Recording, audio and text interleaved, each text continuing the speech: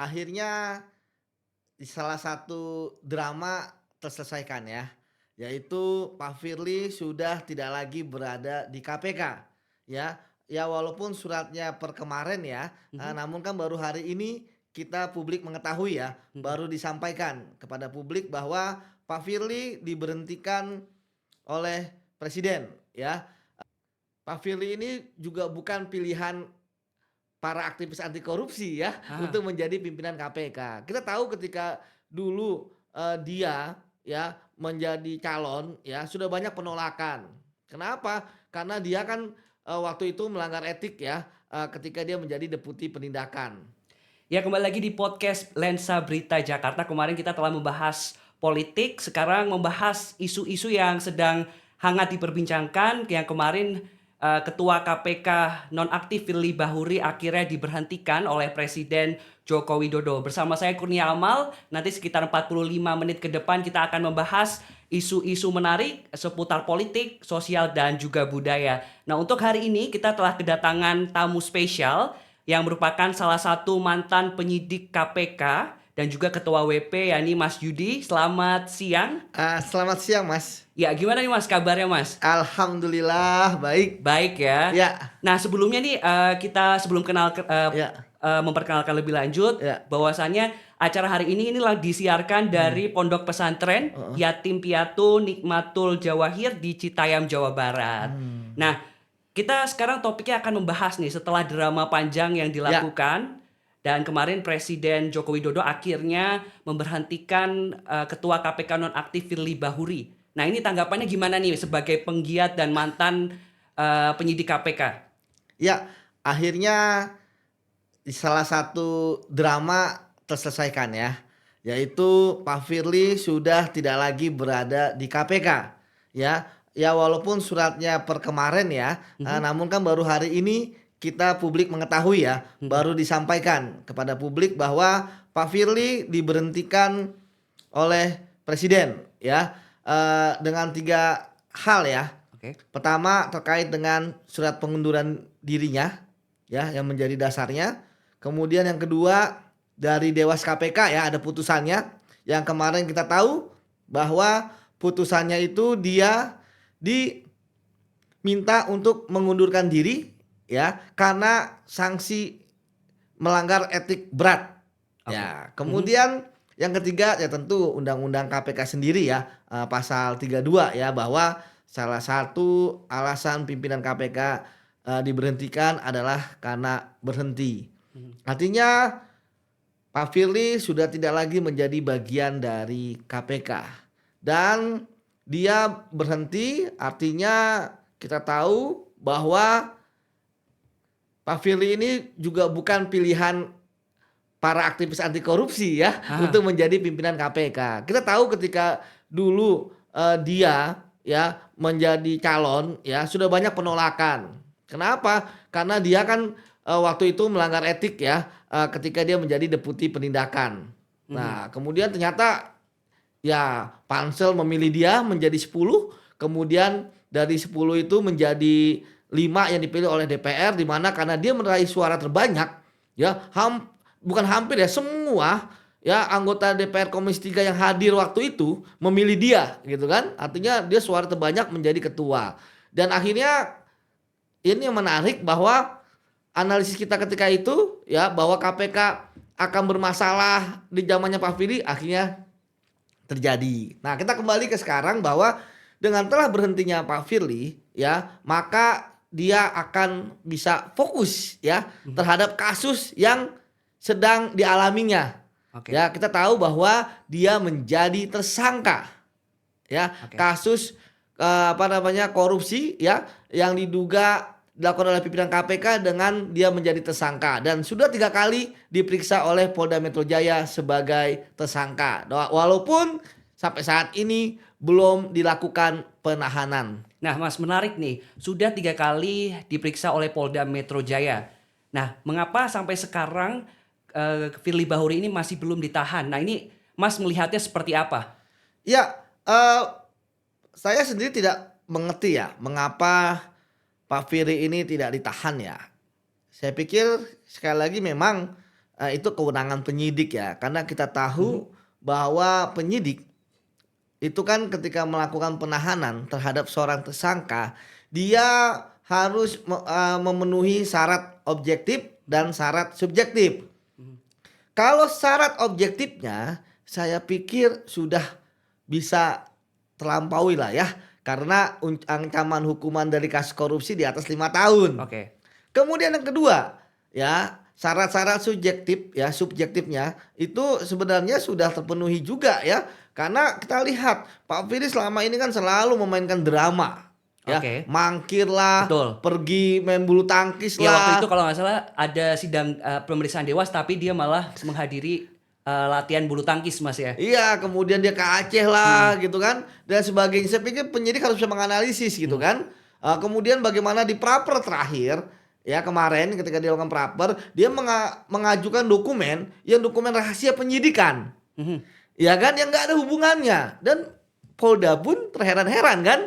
Ya kok bisa dibawa gitu kan padahal kita tahu bahwa kasus pra peradilan kan sidangnya kan uji formil. Ya kan? Iya, Dan iya. terkait dengan kasusnya yang tangani oleh siapa, bukan Oke. tangani oleh KPK, tapi kan Polda Metro. Iya, Nah, iya. itu menurut saya banyak hal seperti itu yang dimainkan oleh Pak Firly harusnya jadi alarm gitu kan. Kita lihat misalnya apakah penyidik itu menganalisis Pak Firly akan melarikan diri atau tidak gitu kan. Pak Firly akan menghilangkan atau merusak barang bukti Ya, atau atau tidak. tidak gitu kan.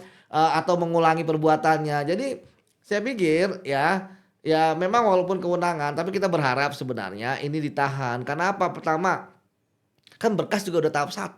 Betul. Ya kalaupun ada petunjuk dari kejaksaan ya saya pikir berdasarkan pengalaman saya ketika penyidik sudah merasa berkasnya sudah cukup ya, artinya pemeriksaannya juga sudah cukup gitu kan, dokumen dan barang bukti pun sudah lengkap, alat buktinya pun sudah terpenuhi, unsur-unsur juga sudah terpenuhi gitu ya.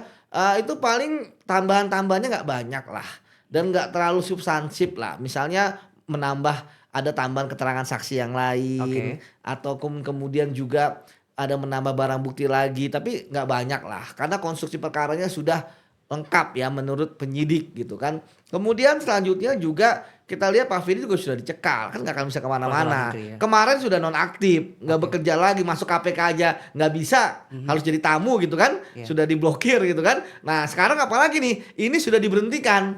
Jadi ketika misalnya ada pun alasan wah kalau misalnya dia sebagai ketua KPK kemudian ditahan akan menimbulkan kegaduhan misalnya, akan menimbulkan luka lama misalnya, konflik misalnya yang dipanas-panasin oleh orang-orang gitu kan. Wah, ini cek buaya gitu kan. Saya pikir itu nggak terjadi gitu ya karena dia sekarang sudah berhenti malah ya. Jadi ketika ditahan pun ya dia tuh udah nggak ngerjain apa-apa gitu kan. Jadi Oke. menurut saya ya walaupun kemarin kita lihat Pak Kapolda ya Pak Karyoto mengatakan bahwa ada pengembangan kasus lain ya. Namun saya berpendapat bahwa ya walaupun ada kasus lain setidaknya ketika ditahan gitu kan setidaknya penyidik bisa memantau keadaan Oke. Pak Firly karena kan penahanan itu adalah menempatkan seseorang di suatu tempat ya kan dalam pengawasan penyidik. Oke. Ya kan sehingga penyidik merasa anyem gitu kan ketika bekerja karena Pak Firly sudah ada di dalam kekuasaannya dia atau kewenangan dia gitu ya, sehingga tidak mungkin lagi bisa berhubungan dengan pihak-pihak lain terutama terkait dengan perkara ya selain tentu kalau penasihat hukum itu diberikan gitu kan Oke. aksesnya dan keluarga juga seperti itu. Kemarin yang menarik adalah proses peradilan Firly Bahuri yang ditolak oleh Betul. hakim tunggal di Ya. Pengadilan Negeri Jakarta Selatan. Kemarin Mas melihatnya bagaimana Mas? Ada poin-poin menarik apa di proses peradilan Firly Bahuri ini? Ya, saya lupa juga tadi satu lagi bahwa toh dia pra peradilan juga sudah kalah gitu kan. Iya. Artinya itu jadi satu syarat untuk untuk menahan juga nggak masalah gitu kan.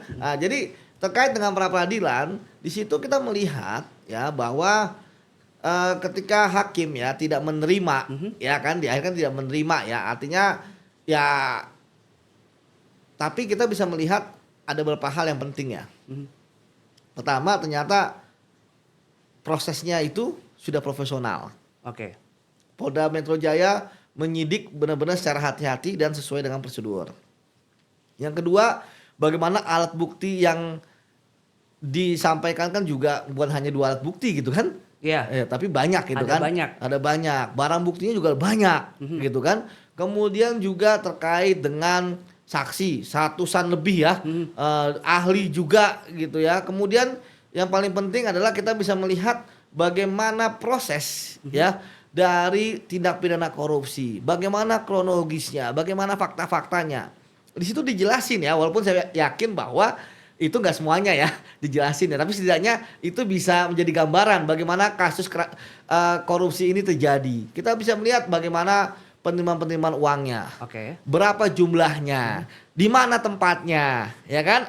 Ada yang ketika di lapangan bulu tangkis, ya kan? Oke. Di apa namanya stadionnya atau apa gitu ya, tempatnya lah ya, gelanggangnya gitu ya. Kemudian ada juga yang di rumah Kertanegara seperti itu. Jadi kalau kita lihat dari konstruksi perkaranya ya, siapa yang ngasih, bagaimana cara ngasihnya, berapa jumlahnya, tempatnya, di mana, kapan, tempus dan lokus deliktinya sudah terpenuhi. Oke. Jadi walaupun saat itu adalah uji formil, tapi ketika material juga disampaikan, itu akan terlihat bahwa ya hasil dari proses formil yang dilakukan oleh Polda Metro Jaya menghasilkan material perkara yang sangat baik. Oke. Dan kita tahu bahwa kemarin hasilnya itu kan tidak diterima oleh hakim gitu ya, Iya, hakim. karena bercampur aduk ya. Saya juga kaget juga gitu kan, kok kubunya Pak Firly mencampur adukan antara material sama formil gitu kan. Tapi apapun itu mau diterima mau ditolak, artinya gugatannya kalah. Kalah. Dan Kalah. berarti proses penangkapan,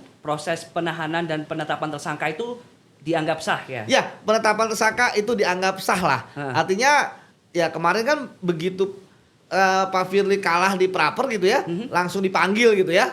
Dan kemarin dia juga datang ya dalam surat panggilan kedua gitu ya, walaupun tidak ditahan, artinya bahwa prosesnya itu sudah benar. Ya, jadi kita berharap 2 hal. Pertama, penahanan Pak Firly gitu ya, karena kasus korupsi kan Iya, betul. biasanya ditahan.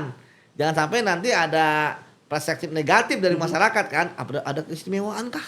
Iya. Gitu kan, karena dia dulu ketua KPK dulu gitu kan, atau dia kan dia pensiunan jenderal gitu kan, bintang 3 lagi kan. Nah, jangan sampai ada seperti itu. Semua orang sama di mata hukum seperti itu, Mas. Oke, menarik sekali. Tadi kita sudah berbicara tentang bagaimana proses peradilan, terus proses perjalanannya. Tapi kita jeda dulu karena kita akan lanjut lagi. Ini pada penasaran kan seperti apa kelanjutan dari drama Firly Bahuri ini. Nanti kita sama saksikan di segmen kedua. Jangan kemana-mana, tetap di Lensa Berita Jakarta.